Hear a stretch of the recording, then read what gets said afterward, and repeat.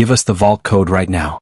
I was trying to head out for a morning security job in Phoenix when 3 HOA board members blocked my truck at the neighborhood gate. Bryce Kellerman stepped directly in front of my bumper, gripping his clipboard like it was a badge of power. That fake lawyer smile on his face looked ready to crack. "Emergency Inspection Authority," he announced, his voice shaking like a bad engine. "We know about the weapons and cash in your safe. Give us the code, then you can leave." Perfect. I spent 15 years disarming bombs in Afghanistan, and now a strip mall tyrant with a clipboard thought he could trap me like a criminal. My diesel engine rumbled as I stepped out, boots hitting the pavement like a courtroom verdict. "Bryce, you're blocking my exit," I said calmly. "That's false imprisonment." His face turned white. "But here's what's really going to happen," I added. Nobody expected what happened next. Not even the FBI. "What would you do if HOA bullies blocked your exit and demanded your safe code?" Drop your state below. Because what happened next was completely insane. Let me rewind and explain how a decorated Army veteran ended up being extorted by a discount dictator with a clipboard. My name is Spencer Thornfield. 15 years military. Explosive ordnance disposal. 2 tours in Afghanistan. I came home with all my limbs and enough experience to sense trouble from miles away. 3 years ago, I bought a corner lot ranch house in Willowbrook Estates looking for peace, quiet, and neighbors who minded their own business. Big mistake. Willowbrook Estates looked perfect in the ads. 47 homes. Arizona middle-class paradise. Built 2015 to 2018. 1 gated entrance. Marketed as low-maintenance living for professionals. HOA fees were just $50 a month. Pool care, landscaping, and someone else handling complaints about weeds. Then Bryce Kellerman arrived from California like a walking lawsuit. This bottom-feeding real estate lawyer moved in 18 months ago and instantly ran for HOA president, promising higher property values through enhanced standards. His wife Stephanie became head of the new Architectural Compliance Committee. Translation: measuring grass with rulers and photographing crooked house numbers. The morning air smelled like blooming Palo Verde trees while paperwork hell took over our lives. Within 6 months, HOA fees jumped to $275 a month. Enhanced services, they said. Enhanced nonsense. I kept quiet, paid the fees, and focused on my freelance security consulting business. Clearance work. Frequent trips to Phoenix and Tucson. Good money for a guy who just wanted coffee and truck repairs on weekends. Then some genius neighbor decided my legal gun safe made me dangerous. An anonymous tip went to both the HOA and police. Claim: I was running a weapons trafficking ring out of my garage with cash deals and military gear. The police investigation lasted 4 hours. Detective Ray Martinez, a former Marine, reviewed my paperwork and shut it down. "Some people watch too much TV," he said. But Kellerman saw that closed case like blood in water. Emergency Inspection Authority became his favorite phrase. Suddenly, my house needed monthly inspections. My travel schedule became suspicious. My normal F-150 truck was now intimidating to children. They described my beige pickup like it was a tank. That's how I ended up trapped at the neighborhood gate at sunrise, watching a $50,000 contract disappear because 3 grown men wanted to shake down a veteran with clipboards. Community weapons policy violation, Kellerman said like he was reading rights to a criminal. Immediate safe inspection required. Pure nonsense. I had memorized all 73 pages of our HOA rules. No weapons policy. No inspection authority. No emergency powers. This was harassment dressed up as procedure. Then Dolores Ramirez walked over with her watering can shaking in her hands. 82 years old. Sharp as steel. "They destroyed the Henderson family," she whispered. "Military couple with twin girls. Harassed for 8 months until they sold for $30,000 under market value. Said they were security threats." My jaw tightened. 3 more veteran families, she added. Same pattern. Anonymous complaints. Broken homes. I looked at her. Then at Kellerman blocking my truck. Then at my corner lot. Corner lots were rare. Valuable. That's when something snapped. Military mode activated. 3 days later I found something worse. Security cameras. 3 professional cameras pointed straight at my house like sniper scopes. Red lights blinking in the desert sunrise. "Neighborhood safety upgrade," Kellerman said when I confronted him. "Community concerns about your activities." My activities were drinking coffee on my porch. Board members began driving past my house 8 times a day, photographing my truck, logging my movements. Then Kellerman started following me when I left the neighborhood, snapping pictures at traffic lights like a bad spy. Time for counterintelligence. I installed a full security network. Night vision cameras, motion sensors, audio recording. All legal. All documented. Then I called old intelligence contacts. Here's what most homeowners don't know. By law, every HOA member can demand full financial records within 10 business days. So I filed my request. Kellerman's face drained when he realized what I'd done. Next, I called the HOA insurance company about the unauthorized cameras. Their reply was beautiful. Remove them in 72 hours or we cancel coverage. No insurance. No HOA. No Kellerman.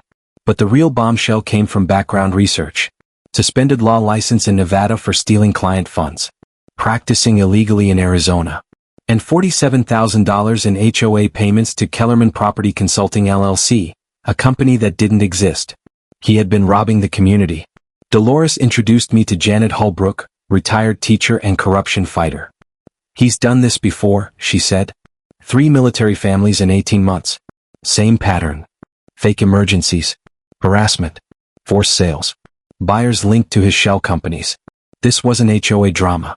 It was organized fraud. That night at the American Legion Hall, I presented everything to 23 neighbors. Bank records. Videos. Photos. Background reports. By the end of the meeting, we had enough signatures for a recall election and enough evidence for criminal charges. Kellerman made one mistake. He thought veterans were easy targets. Instead, he launched a smear campaign. Flyers appeared overnight. Dangerous veteran hoarding weapons. Protect our children. Then my phone rang during a $75,000 defense contract negotiation. We've received information about federal investigations into you, the client said. My contract vanished. That's when the war became personal. My network dug deeper. They found 3 prior HOA fraud schemes in California and Texas. Then came the final mistake. Kellerman tried to plant evidence. My cameras caught him breaking into my garage at 2 a.m. with a backpack of fake drugs and prop weapons. Everything was recorded. Burglary. Evidence tampering. Federal crimes. And as his car door slammed in the desert night, his empire collapsed. Motion sensors activated, capturing every second of his clumsy late-night crime show. This so-called genius had just given me enough proof to end him for good. Watching him struggle with lockpicks like a confused teenager, I realized this man had already ruined 3 military families, stolen tens of thousands from neighbors, and now believed he could pin espionage on a combat veteran. Wrong veteran. Wrong street. Wrong century. By sunrise, I had full video of his break-in attempt, forensic proof of the planted evidence, and a list of federal crimes long enough to keep him locked up until his grandchildren started collecting Social Security. Kellerman had turned a neighborhood argument into a federal case. It was time to introduce him to people who do not negotiate with domestic terrorists. Kellerman's panic reached peak stupidity at exactly 2:47 a.m. on a Tuesday. My security system exploded with alerts as emergency vehicles flooded our quiet street. Fire trucks, ambulances, hazmat teams, the full disaster movie scene. Neighbors stumbled outside in bathrobes while Kellerman walked out of his house fully dressed, holding a clipboard like it was sacred. Dangerous gas leak near the Thornfield property, he announced dramatically. Everyone must evacuate within a 100-yard radius for public safety. The diesel fumes from the trucks could not hide the smell of pure nonsense. Real gas emergencies do not come with costume changes and rehearsed speeches. Then amateur crime met professional reality. I called the actual gas company. Sir, there are 0 reports of gas leaks in your area, the dispatcher said, clearly confused. No emergency calls. No work orders. No maintenance scheduled. When the fire chief heard this, Kellerman's face shifted colors like a chameleon. The chief's concern turned into anger when his equipment detected absolutely nothing wrong. At that moment, Kellerman's brother arrived with a construction crew claiming they needed emergency access to dig up my front yard to fix the imaginary leak. No permits. No proper tools. No clue what they were pretending to repair. Captain, I said to the fire chief, I want an official incident report for federal investigation purposes. His jaw tightened. Mr. Thornfield, filing false emergency calls is a felony. We will investigate who wasted city resources tonight. Kellerman's confidence vanished instantly. But the real shock came the next morning. My property research network uncovered something that made my blood pressure spike like a combat zone alarm. County records showed construction plans filed by Kellerman's brother 3 weeks before the fake emergency. Plans that combined my corner lot with nearby parcels for luxury townhouses. Plans that required my house to be removed for profit. This was not harassment. This was planned property theft with a multi-million-dollar payout. Digging deeper revealed the full criminal pattern. Every emergency repair, over 2 years, was followed by forced property sales to shell companies owned by Kellerman's family. The Henderson family's foundation issue ended in condemnation and a sale below market value. The Martinez family's electrical hazard became a fire sale to his brother's company. Then I found the darkest truth. Hidden in development files were professional surveys of every veteran-owned property in Willowbrook Estates. Lot values, building conditions, redevelopment potential. Every military family harassed was on a target list. We were chosen, studied, marked. Someone believed veterans would obey authority and not fight back. Fatal mistake. Years of intelligence work helped me uncover the insurance fraud angle that would destroy them forever. Every fake emergency created real insurance claims. Every fake crisis produced real payouts. Kellerman was not just stealing from homeowners. He was robbing insurance companies. Federal insurance fraud carries sentences that make armed robbery look like a parking ticket. That afternoon, fueled by strong coffee and anger, I organized evidence showing racketeering across multiple states. False emergencies, fake claims, illegal construction, property theft, conspiracy charges that would thrill federal prosecutors. By nightfall, I had proof covering Arizona, Nevada, California, and Texas. Shell companies, forged permits, fraud totaling over $2 million. The city inspector shut down excavation and issued $35,000 in fines. The fire department filed charges. Insurance companies demanded answers. And the FBI white-collar crime unit took interest. Kellerman had gone from HOA bully to federal target. The recall petition was certified. The investigation began. Criminal charges were coming. Then the call arrived at 3:17 a.m. Mr. Thornfield, a shaking female voice said, "This is Stephanie Kellerman. I need to meet you. I have information that will destroy my husband." 2 hours later, she sat in my kitchen looking like a survivor of war. Mascara streaked. Hands shaking around a mug. Designer clothes wrinkled. "He's planning to run," she said. "Move money to Nevada shell companies. But first he will frame you for missing HOA funds." "What missing funds?" I asked. She pulled out a heavy banker's box. All of them. Documents showed a fake company called Willowbrook Community Management LLC. Kellerman used the HOA tax ID to bill himself for work he already got paid to do. Over $4,000 a month. For 18 months. But that was only the beginning. "The reserve fund is empty," she said. "Contractors aren't paid. Pool service, landscaping, security. We owe $94,000 while he paid fake invoices to shell companies." Morning light revealed a paper trail stronger than DNA evidence. "He studies military families," she admitted. "Deployment schedules. Financial stress. He thinks veterans follow authority without question." Then came the twist. The HOA insurance policy had a fraud protection clause. If board members are convicted, insurance pays all losses plus damages. "The insurance company is building a criminal case," she said. "Your evidence helps them." Then the final bombshell. "He plans to frame you. Claim you hacked HOA accounts. Plant evidence tied to your business." She handed me a thumb drive with every transaction across 3 years in multiple states. "I helped create shell companies," she whispered. "I thought it was tax planning." As she left, the desert sunrise burned red across the sky. We had records, witnesses, insurance backing, and federal crimes. Time for war. My dining room became a command center. Evidence covered every surface. Stephanie's drive held crimes enough to imprison Kellerman until his great-grandchildren collected Social Security. Phase 1. Meet Patricia Finley, insurance investigator and former FBI specialist. "Interstate fraud triggers RICO," she said. 30 years minimum. Asset forfeiture. Legal surveillance followed Arizona law. Cameras on my property. One-party consent recordings.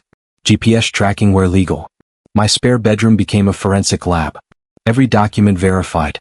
Every witness signed. Every chain of custody sealed. Military training taught me sloppy evidence ruins perfect cases. Cross-checking HOA payments with state business records exposed a network across 4 states.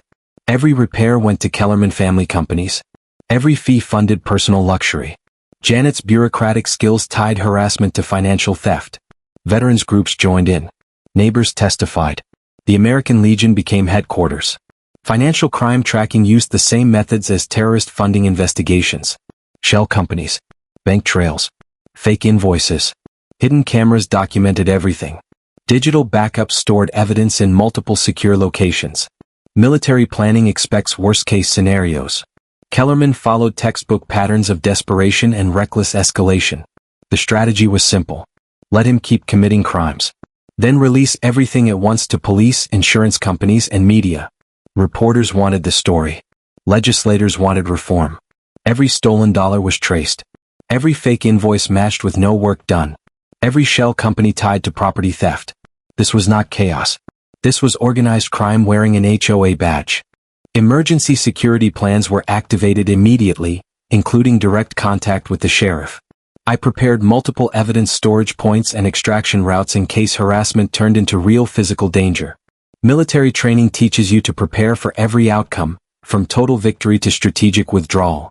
By the end of the week, I had assembled a federal prosecution file so powerful it would make veteran attorneys celebrate.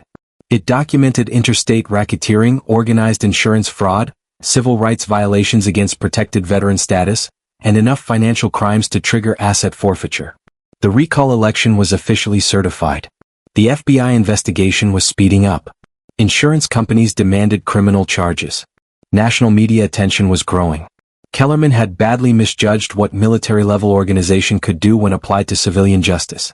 His small-time corruption was about to face professional-grade accountability. Exactly 7 days before the recall election that would end his control, Kellerman lost his mind. At 3:47 a.m., my security system exploded with alerts showing footage that would make federal prosecutors laugh in disbelief. There he was, personally destroying my truck like a reckless teenager, slashing tires, pouring sugar into the gas tank, carving the word traitor into the hood while his own son stood guard like this was some twisted family activity. The sharp smell of rubber mixed with the desert night air as I watched this so-called mastermind record his own crimes in crystal-clear high-definition video. Amateur behavior does not even begin to describe it. When confronted the next morning, Kellerman claimed his son acted alone because of neighborhood tension caused by your threatening military presence. The nerve. This strip mall Napoleon blamed his bad parenting on my honorable service record. But vandalism was only the opening act. What came next was pure federal stupidity. Over the next week, Kellerman launched a bribery campaign that would embarrass corrupt politicians. He offered elderly neighbors waived HOA fees in exchange for loyalty, promised cash to anyone willing to claim I threatened them, and even tried convincing Janet that I was using veteran sympathy to hide dangerous behavior. The irony was perfect. Several neighbors secretly recorded these conversations on my advice, capturing witness tampering and attempted bribery. Federal crimes carrying decades in prison. Meanwhile, my GPS tracker showed full stalking mode. 34 drive-bys in 1 week. Photos of my house from every angle. Timing my routine like he was planning a mission. Except real missions require competence, and this clown could not spy on a stationary house without triggering every alarm on the block. Then he crossed the line that turned harassment into career-ending crime. My security consulting business suddenly started losing clients. Corporate executives received calls claiming I was under FBI investigation for weapons trafficking and classified information violations. Within 48 hours, 3 defense contracts worth $127,000 were canceled. My reputation was deliberately destroyed with lies. A metallic taste of rage filled my mouth when I realized the sociopath was using fake federal accusations to ruin my livelihood. Interfering with business using false statements across state lines equals wire fraud.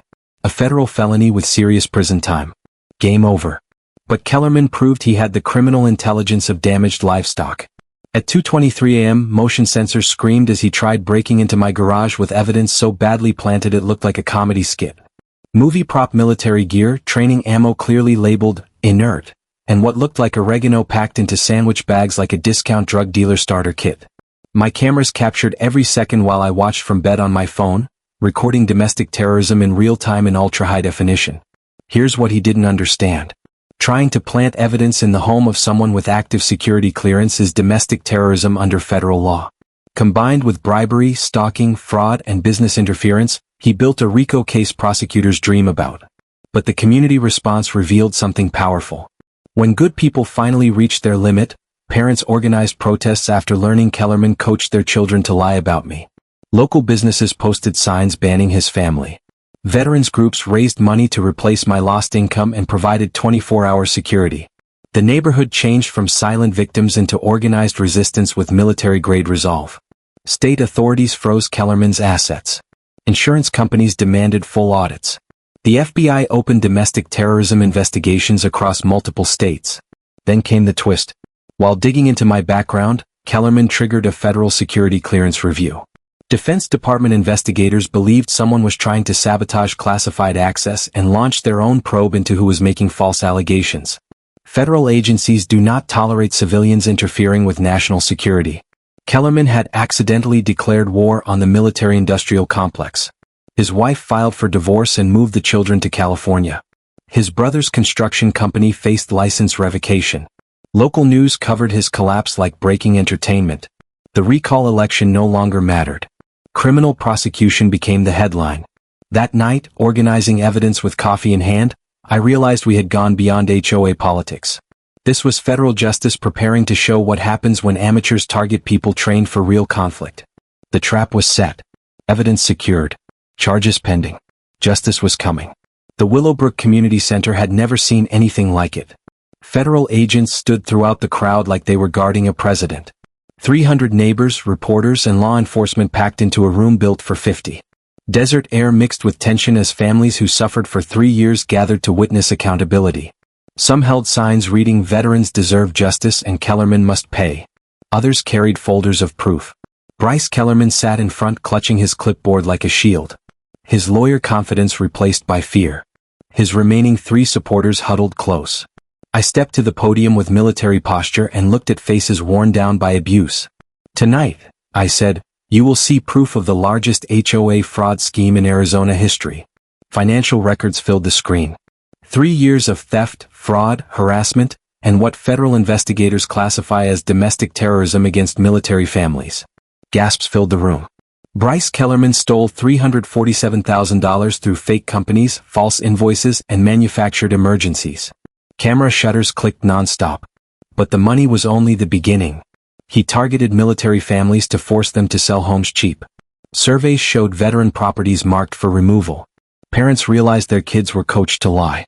Elderly residents learned their suffering was planned. Then came the final blow. Audio played of Kellerman bragging to his wife about bankrupting stupid government sheep and crushing veterans until they crawled away. Silence. Then chaos. Veterans stood. Parents shouted. Elderly neighbors cried. FBI agent Martinez stepped forward. "Mr. Kellerman, you are under arrest for RICO violations, wire fraud, mail fraud, domestic terrorism, and conspiracy to violate civil rights." Handcuffs clicked. His clipboard hit the floor. Assets would be seized. Victims compensated. As he was led away, I spoke once more. "You chose the wrong veteran, the wrong neighborhood, and the wrong time. Some of us know what justice means." The building erupted. 6 months later, Kellerman was sentenced to 18 years in federal prison without parole. Judge Robert Finley called it the most complete community fraud case in 20 years. $847,000 was recovered. HOA fees returned to $50. New leadership installed. Property values rose 20%. Families returned. Children played safely again. Operation Clear Title helped 17 communities in 6 states expose corruption. Laws changed. Whistleblowers gained protection. Janet and I married on the very lot Kellerman tried to steal. We adopted 2 children of a fallen soldier. Freedom was restored through organized resistance and evidence-based justice. 1 year later, Kellerman's brother was convicted. His business closed. The community garden now grows where corruption once scarred the land. And when another veteran called from Florida saying, "They've trapped me at the exit demanding my safe," I packed my investigation kit and went to the next fight. Because military service does not end at discharge. Some battles end overseas. Others end in neighborhoods. And freedom survives when citizens refuse to bow to tyranny in any form.